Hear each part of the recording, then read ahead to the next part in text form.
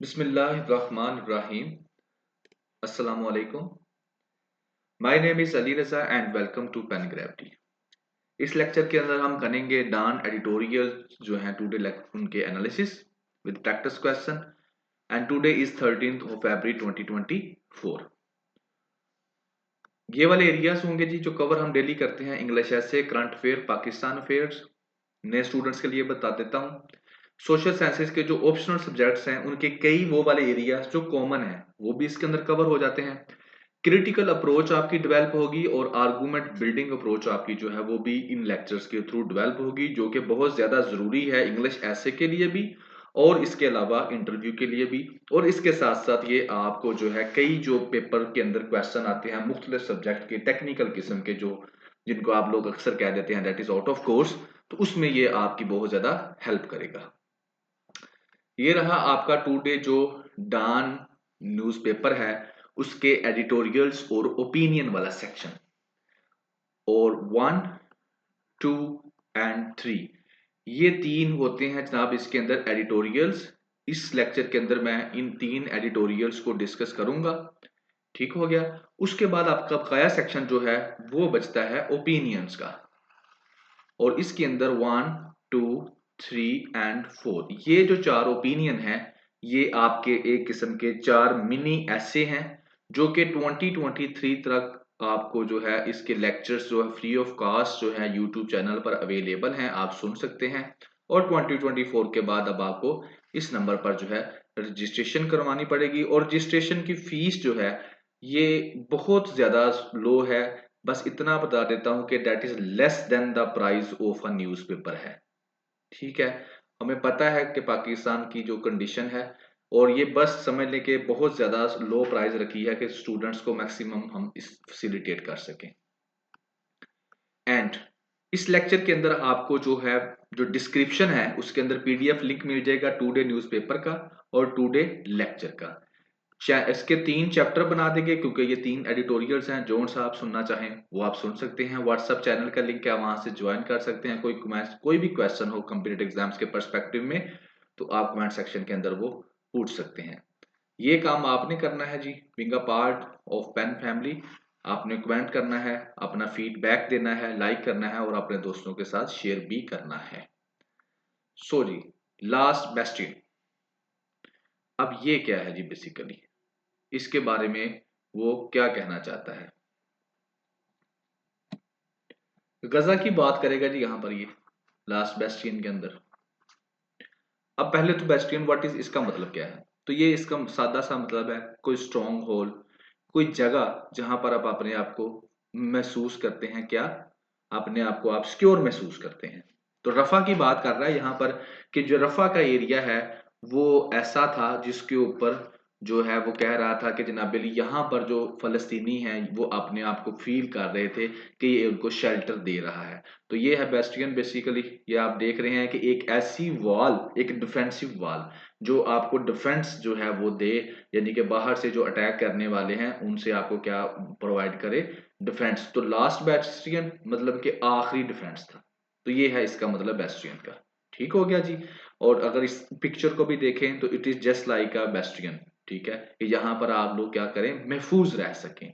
तो यहाँ पर वो बात करेगा रफा की फलस्तीन का इशू रहेगा इसके ऊपर वो बात करेगा किस तरह से ये आखिरी बेस्टियन साबित हो रहा है फलस्तीनियों के लिए और इसके आगे सिर्फ मौत ही है और कुछ नहीं है।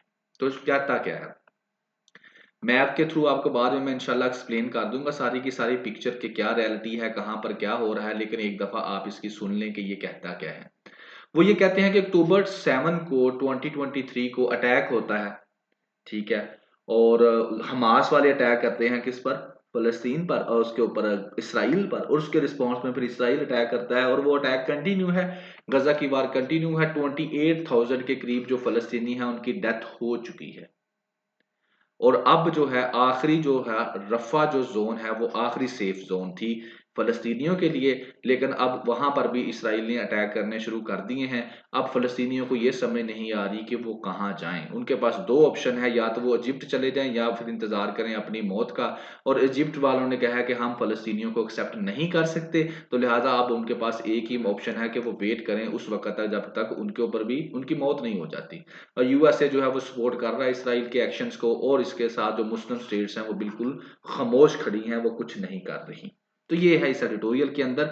और इसके अंदर मैं आपको बता दूं कि गजा की जब वार शुरू हुई थी तो हमने बेशुमार किस्म के जो है ओपिनियंस जो है वो डिस्कस कर चुके हैं प्रीवियस डेज के अंदर। बेशक अगर आप रजिस्ट्रेशन नहीं करवा सकते तो इट्स ओके, आप जाएं और दिसंबर के नवंबर के जो ओपिनियंस हैं उनको सुने। उसके अंदर मुख्तलिफ किस्म के ये यूट्यूब पर फ्री पड़े हैं।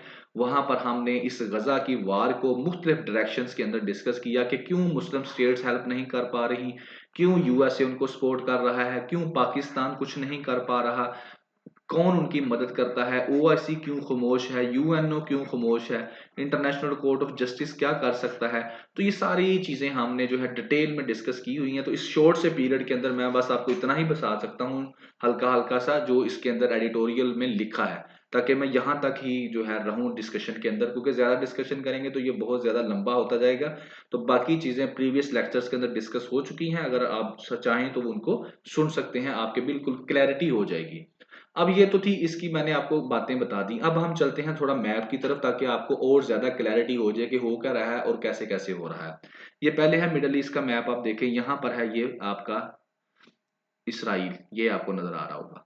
ठीक है, इसको मैं भी बड़ा करता हूँ। ठीक है, और ये वाला पोर्शन जो है ये इजिप्ट के अंदर आ जाता है सारे का सारा, और यहाँ से सुएज कनाल गुजरती है। इसको थोड़ा सा बड़ा करें तो ये आपके सामने है, ये इजिप्ट है। आपके इजिप्ट की बाउंड्री आप देख रहे हैं साथ ही लग रही है, और यहाँ पर है सुएज कनाल एक साइड पर।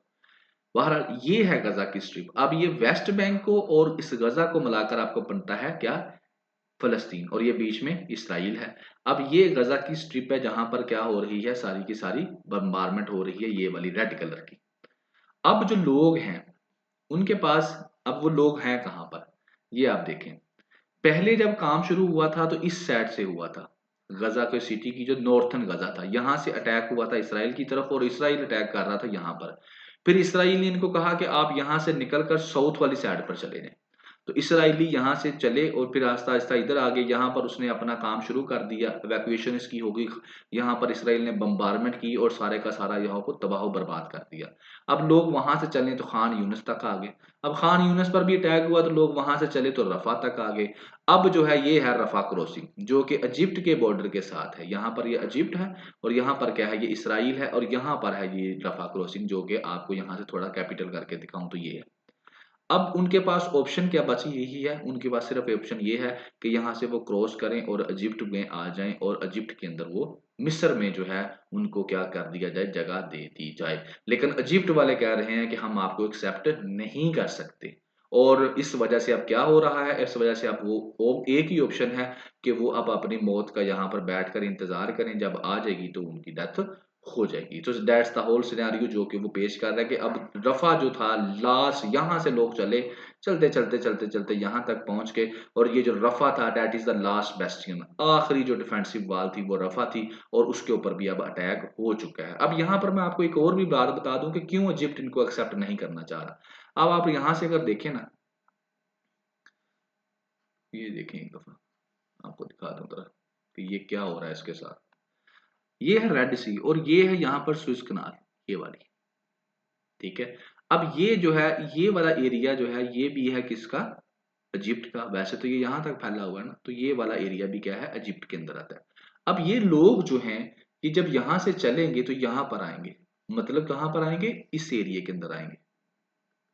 अब इसराइल चाहता है कि ये लोग यहाँ पर चले जाएं, और क्यों चाहता है कि कल फ्यूचर में जब ये लोग जहर इनके इतने उन्होंने बे इनके घर वालों की डेथ्स हुई है तो ये चुप तो नहीं बैठेंगे।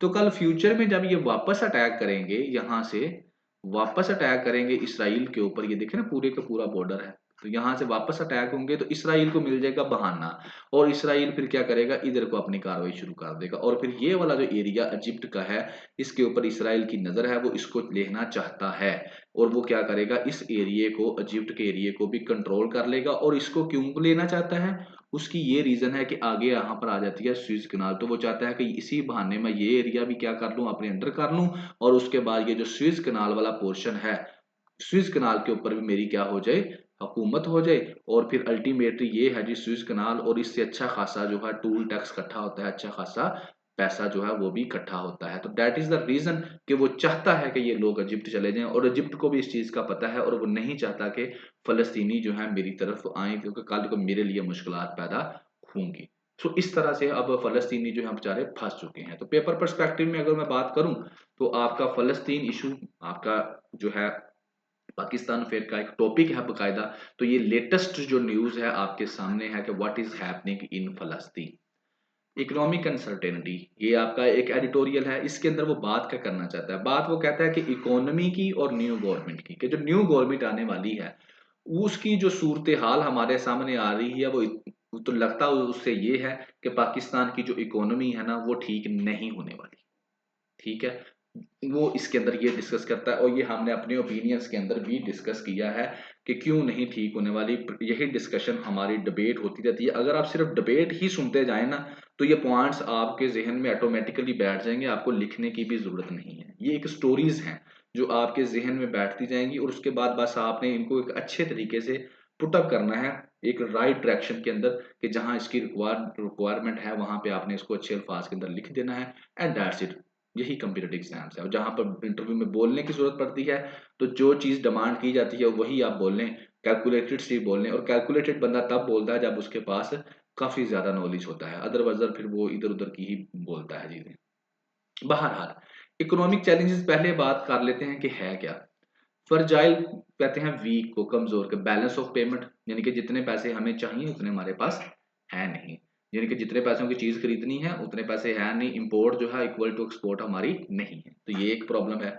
ग्रोथ बड़ी कमजोर हो रही है और प्राइसेस जो है वो बढ़ रही हैं। अब देखें ना, फर्जाइल का मतलब भी वीक होता है, सोरिंग का मतलब होता है बढ़ना, ठीक है ना, प्राइसेस बढ़ रही हैं, महंगाई हो रही है। तो अब और क्या हो रहा है, और ये हो रहा है कि आईएमएफ से हमने $3 बिलियन का पैकेज लिया था जो कि अप्रैल के अंदर खत्म हो जाना है, अप्रैल तक हमें सारे पैसे मिल जाने हैं। और उसके बाद जो है पाकिस्तान को जरूरत है आईएमएफ के एक पैकेज की, बहुत बड़े पैकेज की, जो कि लंबा लॉन्ग टर्म हो और बड़ा सा पैकेज हो। उसके ऊपर नई गवर्नमेंट को क्या करनी पड़ेगी, निगोशिएशन करनी पड़ेगी। और वो इसलिए जरूरी है कि क्योंकि पाकिस्तान ने कर्जा लिया हुआ है, और वो कर्जा पाकिस्तान के पास वापस नहीं है करने के लिए, तो फिर पाकिस्तान क्या करेगा, आईएमएफ से और लोन लेगा और अपनी किस्त जो है वो वापस करेगा। और इसके साथ साथ एक और भी प्रॉब्लम है, पाकिस्तान सिर्फ आईएमएफ से पैसे नहीं लेता, पाकिस्तान हर उससे पैसे ले लेता है जो उसको देता है। यानी कि वो कमर्शियल कमर्शियल लोन्स भी लेता है, बायलेटरल, बायलेटरल होता है दो मुल्कों के दरमियान, चाइना से ले लिया, पाकिस्तान ने किसी और मुल्क से ले लिया, या मिडल ईस्ट के अंदर जो हमारे गुल्फ नेशंस हैं उनसे हम, यानी कि यूएई वगैरह हो गया, सऊदी अरब हो गया, उससे ले लिया। मल्टीलेटरल लैंडर्स जो हैं जैसे आईएमएफ है, वर्ल्ड बैंक है, एशियन डेवलपमेंट बैंक है, उनसे भी ले लिया। तो वो भी हमें उस वक्त तक पैसे नहीं देंगे जब तक आईएमएफ का पैकेज हमको नहीं मिल जाता, क्योंकि ये जो बाइलेटरल है ना, गुल्फ नेशंस ने भी ये जो है कंडीशन रखी हुई है, अक्सर रख देते हैं कि अगर आईएमएफ जो है वो एतमाद का इजहार करता है कि पाकिस्तान की गवर्नमेंट के ऊपर कि हाँ ये जो गवर्नमेंट है इस काबिल है कि इसको कर्जा दिया जाए और ये फ्यूचर में हमें वापस कर देंगे, देन जो है ये जो दूसरी जो चीजें, दूसरे जो चीजें हैं ना, कमर्शियल हो गए, बायलेटरल, मल्टीलेटरल लैंडर हो गए, फिर ये भी आपको कर्जा देते हैं। और अगर आईएमएफ आपको रिजेक्ट कर दे, आपको कर्जा ना दे, तो फिर ये भी आपको कर्जा नहीं देते। तो लिहाजा अगर इनसे भी आपने उधार लेना है तो फिर आईएमएफ को मनाना पड़ेगा, and that is the task for the new government. और ये क्यों है, क्योंकि आप बगैर कर्जे के मुल्क नहीं चला सकते, तो इसलिए ये एक गवर्नमेंट के लिए टास्क है। तो अब टास्क तो हो गया, अब नई गवर्नमेंट आने का कैसी है पहले वो भी देख लें कि क्या वो गवर्नमेंट इस काबिल है कि इस टास्क को फुलफिल कर सके। पहली तो बात यह है कि इलेक्शंस हो गया, तो और अभी जो है इल्जामात लग रहे हैं कि धांधली होगी, धांधली होगी, तो इसका मतलब है जो नई गवर्नमेंट आएगी उसकी क्रेडिबिलिटी कोई अच्छी नहीं होगी, धांधली करके आएगी। और अभी जो नजर आ रहा है वो यही आ रहा है, पाकिस्तान मुस्लिम लीग और पाकिस्तान पीपल पार्टी मिलकर जो है गवर्नमेंट बनाएंगे। जैसे ये टू डे का आपका जो है शेर साहब हैं, पाकिस्तान पीपल पार्टी का तीर है और ये दोनों मिलकर को कोशिश कर रहा है कि हम लोग गवर्नमेंट बना लें। नवाज शरीफ जो है वो कह रहा है आर वी फ्रेंड्स अगेन, क्या हम दोबारा दोस्त बन सकते हैं। मतलब कि वो पूरी कोशिश कर रहे हैं कि पाकिस्तान पीपल्स पार्टी को अपने साथ मिला के गवर्नमेंट बना लें। अब पाकिस्तान पीपल पार्टी जो है वो इस चीज़ पे राजी होती है या नहीं होती, ये लेटेस्ट अपडेट साथ साथ साथ पता चलता रहेगा, लेकिन फिलहाल ये उनकी कोशिश है। इसके साथ वो कहता है ये कोशिश तो ये कर रहे हैं, लेकिन लास्ट टाइम भी तो ये सारे मिलकर इन्होंने गवर्नमेंट बनाई थी ना, पीडीएम, जो कि 16 महीने के लिए चली थी। तो अब कोशिश यही है कि एक पीडीएम 2 किस्म की गवर्नमेंट दोबारा बना ली जाए। तो कहता है जो पीडीएम 1 थी उसके अंदर क्या हुआ, बड़ी मिसमैनेज किया उन्होंने, इकोनॉमी को बड़े पूरे तरीके से मैनेज किया, और इनकी जो कोalition थी जो मिलकर इन्होंने गवर्नमेंट बनाई थी वो बड़ी वीक थी। और ये अब अगर दोबारा पीडीएम 2 बनाते हैं तो फिर वो कहता है कि क्या ये स्ट्रक्चरल रिफॉर्म्स कर सकेंगे। तो कहता है बहुत मुश्किल है कि ये बड़ी बड़ी किस्म की रिफॉर्म्स कर सकें। बस ये इतना ही कर सकते हैं कि आईएमएफ से क्या कर सके, नेगोशिएशन कर सके, आईएमएफ की शराइत को मान लें जो वो दे कहती है, और कर्जा ले लें। इसके अलावा ये अगर आप कहें ना कि ये बड़े लेवल की जो पेनफुल जो स्ट्रक्चरल रिफॉर्म्स हैं वो करें, वो इनसे नहीं होने वाली। और वो उसकी रीजंस हैं, जब कोalition गवर्नमेंट बनेगी तो एक की वीक किस्म की गवर्नमेंट होगी, और आपके मेजोरिटी ऑफ द पार्लियामेंटेरियंस जो हैं वो क्या हैं, एलीट क्लास से बिलोंग करती है जो पाकिस्तान को चला रही है। Businessman stakeholder industrial stakeholders हैं, लैंडलॉर्ड्स हैं, तो वो किसी भी ऐसी किस्म की जो है रिफॉर्म्स नहीं करवाएंगे जिससे जो है उनकी सब्सिडी बंद हो, जिससे उनके ऊपर टैक्स लगे, तो वो कभी भी ऐसा काम नहीं होने देंगे। तो लिहाजा फिर ये कोalition गवर्नमेंट के बस की बात नहीं है कि वो पीडीएम 2 जो आने वाली है कि वो किसी किस्म की स्ट्रक्चरल रिफॉर्म्स करवा सके। और उसके साथ साथ जो अपोजिशन आने वाली है वो भी बड़ी नॉइजी किस्म की होगी और स्ट्रॉन्ग किस्म की होगी, लिहाजा किसी किस्म की जो भी लेजिस्लेशन करना जो है वो काफी मुश्किल हो जाएगा। तो ये है सिनारियो जनाब अली करंट जो आपकी गवर्नमेंट आने वाली है। इसके साथ साथ वो कहता है कि SIFC special investment facilitation council, इसका बड़ा रोल है जी। अब ये है क्या, ये बेसिकली जो है एक किस्म का वन विंडो आपने कह सकते हैं बनाया गया था, और ये कब 2023 में जब शहबाज शरीफ प्राइम मिनिस्टर थे तब इसको बनाया गया, और इसका मेन मकसद ये था कि जो फॉरेन इन्वेस्टमेंट होगी ना उसको क्या किया जाए, उसको चेकआउट किया जाए। ठीक है ना, foreign investment and stimulate the Nations economic growth, यानी कि इकोनॉमी के ऊपर और फॉरेन इन्वेस्टमेंट जो आती है बेसिकली इकोनॉमिक जो है ग्रोथ के ऊपर ये क्या करती है, डिसीजन लेती है। ठीक है ना, economic revival of Pakistan attract foreign direct investment, यानी कि बाहर से अगर कोई बंदा पाकिस्तान के अंदर इन्वेस्टमेंट करता है तो उसको क्या करना पड़ेगा, जगह जगह धक्के नहीं खड़ने पड़ेंगे, वो सीधा स्पेशल इन्वेस्टमेंट फैसिलिटेशन काउंसिल आए और आकर क्या करे, अपना प्लान बताए, और ये उसको क्या करेंगे, सपोर्ट करेंगे। तो इसको जो है जब केयर टेकर गवर्नमेंट थी तो उसके अंदर भी इस गवर्नमेंट को क्या है, बड़ी पावर्स थी, ये इस सॉरी बॉडी को भी काफी पावर्स मिली हुई थी केयर टेकर गवर्नमेंट के अंदर भी। तो ये इकोनॉमी के जो बड़े बड़े फैसले थे in the absence of elected government, जो है कि इलेक्टेड गवर्नमेंट थी नहीं, तो ये बड़े बड़े फैसले जो डिसीजंस हैं वो ये स्पेशल इन्वेस्टमेंट जो है इन्वेस्टमेंट फैसिलिटेशन काउंसिल जो है इकोनॉमी को लेकर फैसले कर रही थी। तो ये बैक किसकी है, मिलिट्री बैक बनाई गई है। तो ये है एक main economic policy making firm जो कि reducing policy uncertainty despite potential political chaos and providing some comfort to investors. तो कहते हैं अभी जो पाकिस्तान की जो गवर्नमेंट आने वाली है वो तो भाई समझ आ रही है कि बहुत ज्यादा वीक है, तो उससे तो कुछ होने वाला नहीं है। तो अब उम्मीद किरण की सिर्फ यही है SIFC, क्योंकि ये मिलिट्री बैक्ड है, स्ट्रांग है, तो ये जो है इस वीक पॉलिटिकल जो है पॉलिटिकल सिचुएशन है, इसके बावजूद ये कुछ कर सकती है, कुछ थोड़े बहुत स्टेप ले सकती है, ताकि जो है कम अज कम जो इन्वेस्टमेंट करने वाले हैं उनका जो है ये उनको कोई कंफर्ट जो है प्रोवाइड कर सके। अदरवाइज जो है कोई उम्मीद की किरण आपको नजर नहीं आ रही। रिगिंग एलिगेशंस आपका थर्ड ओपिनियन लास्ट वन जो है, अब इसके अंदर वो क्या कहता है, इसके अंदर वो सादी सी बात है, वो ये कहता है कि जनाब इलेक्शन कमीशन ऑफ पाकिस्तान ने जो है रिजल्ट अनाउंस कर दिए हैं, लेकिन पीटीआई के जो इंडिपेंडेंट जो कैंडिडेट्स हैं पीटीआई की बैक पे जिनकी बैक पे पीटीआई खड़ी है इंडिपेंडेंट कैंडिडेट्स की, उन्होंने कई रिजल्ट्स जो है उनको चैलेंज कर दिया है। उन्होंने क्लेम जो किया है वो ये किया है कि जो फॉर्म 45 था, जो कि प्रिजाइडिंग ऑफिसर जो है पोलिंग स्टेशन का बनाता है और वो हैंड ओवर करता है सबको, वो जो फॉर्म 45 था उसके ऊपर जो है वो सारी गेम जो है वो उन्होंने डाली है कि जब पोलिंग स्टेशन लेवल जो काउंट है votes handed to contesting candidates. अब कैसे वो कहते हैं, ये मैंने कल भी बताया था कि अब जो आपका फॉर्म 45 है उसके अंदर क्या होता है जनाब, उसके अंदर ये होता है कि जो पोलिंग स्टेशन वाला है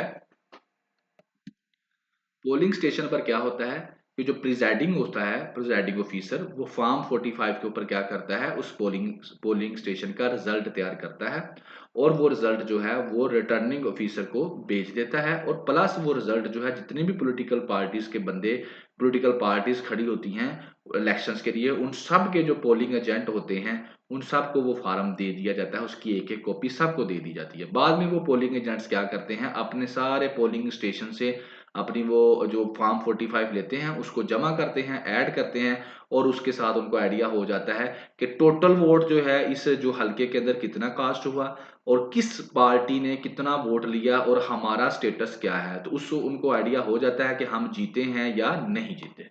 ठीक है, तो ये फॉर्म 45 बड़ा अहम है। इसी से जो रिटर्निंग ऑफिसर है इसी को देख के वो भी रिजल्ट तैयार करता है। लेकिन जब रिजल्ट तैयार हुआ तो इनका जो पोलिंग एजेंट्स जो जो फॉर्म 45 लेकर जिन्होंने रिजल्ट बनाया वो और ये जो आरओ ने बनाया वो बिल्कुल डिफरेंट हो गए। तो उस पर फिर क्या हुआ, इन इंडिपेंडेंट्स ने क्या कर दिया, चैलेंज कर दिया कि जनाबी अली ये बिल्कुल गलत किया गया है, धांधली की गई है, तो लिहाजा इसके ऊपर एक्शन लिया जाए। अब कोर्ट ने क्या किया है, कोर्ट ने जो है नोटिस लिया है और स्टे जो है कह दिया है कि जो इशूएंस ऑफ रिजल्ट्स है उसको आप लोग स्टे कर दें, रिजल्ट अभी इशू ना करें कुछ एरियाज के जहां पर कंप्लेन आ रही हैं।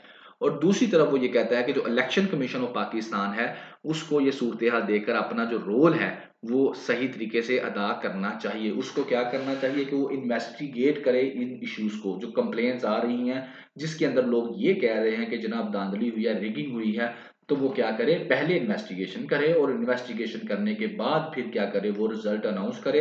तब तक वो क्या करे, इन इलाकों के जो रिजल्ट्स हैं उनको विद होल्ड कर रखे हुए, यानी कि उनको रिजल्ट अनाउंस ना करे। तो इसी से फिर वो अपना जो उसका एक रोल है, पॉजिटिव रोल है, वो डिपार्टमेंट अपना अदा कर सकता है। लेकिन अगर वो जल्दी जल्दी इनकी बात नहीं सुनता और सिर्फ क्या कर दे कि रिजल्ट अनाउंस कर दे, तो उसके बाद फिर क्या होगा, फिर कई साल लग जाएंगे इसकी करेक्शन करवाने के लिए, और ऐसा पहले भी हो चुका है। फिर एक नया प्रोसीजर होगा, वो टाइम टेकिंग है, कई सालों का प्रोसेस हो जाता है। तो इसलिए अब जरूरी है कि इलेक्शन कमीशन ऑफ पाकिस्तान जो है वो जल्दी ना करे, आराम आराम से देखे चीजों को।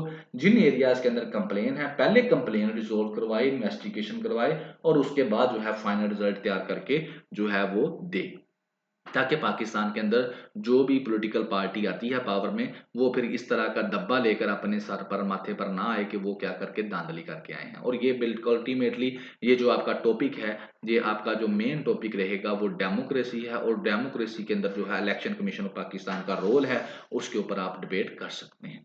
तो ये रहा आज के जो आपके एडिटोरियल्स थे, और इंशाल्लाह जिंदगी रही तो नेक्स्ट लेक्चर के साथ फिर हाजिर होंगे। तब तक दुआओं में याद रखिएगा। अल्लाह हाफिज।